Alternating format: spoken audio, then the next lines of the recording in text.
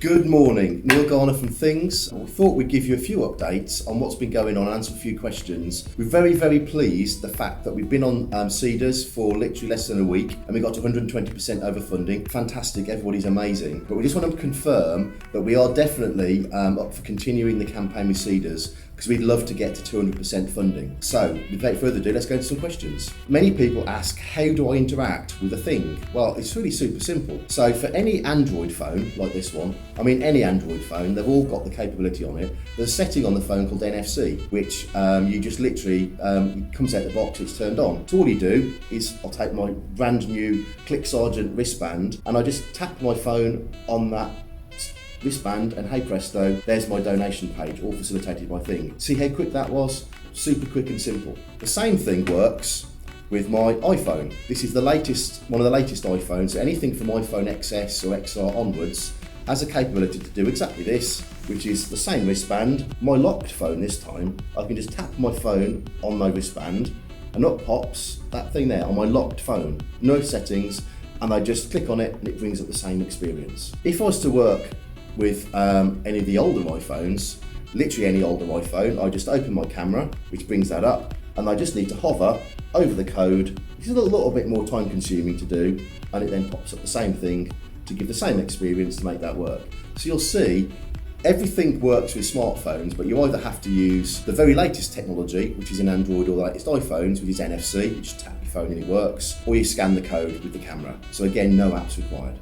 Another question we keep getting asked is, well, what are your exit timeframes? What's your aspirations for the business? Well, genuinely, we'd like to push this business as far as we can take it because we think the extensibility of what we're doing is massive, because literally anything can be turned into a payment point. But in order to kind of get traction and scale, we've focused our energies on the charity sector. So we're working with many of the top 100 UK charities already, where they're using our technology for donations. And the publishing sector, we're working with many of the big magazine publishers using it for subscriptions. And we're very active already in retail with great brands like Wasabi. So our aspirations really are all about growing and scaling this business over that time period where, if you look at what we're doing, some consumers know how to do it, and quite a few of them don't know how to do it yet. You think of the adoption of things like Apple Pay.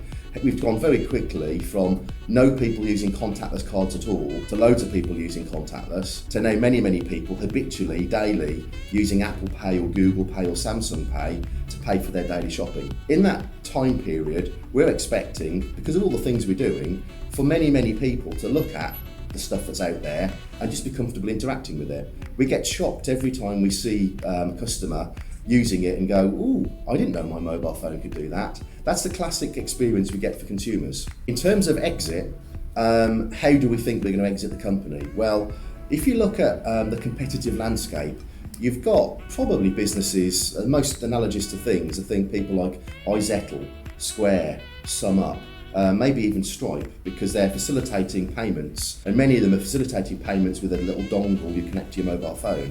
But instead of that physical dongle you have on your mobile phone to do a payment, we've just got a little simple cheap sticker or something as little as this. So for pennies, we can enable thousands of point of sale terminals effectively, and that means that in all likelihood, as we're successful, we could be acquired by somebody like a PayPal or maybe Visa or WorldPay, or maybe if the whole interactive capability that we've got is really interesting, Facebook or a Google or a big brand agency might be interested. But the main principle is actually we're going to build this business, we're going to extend it out, we're going to scale it up over the next 2 or 3 years to a point where all consumers become comfortable with using Things, and that creates some amazing, exciting options, particularly if you're an investor, because we're really hoping to kind of generate more than the 10x return for anybody that invests in Things. Thanks for watching. Happy to answer any more questions, and well, big thank you to all of those investors that have already invested in Things and actually join the party, come on board, and we'd love to have your investment. Thank you.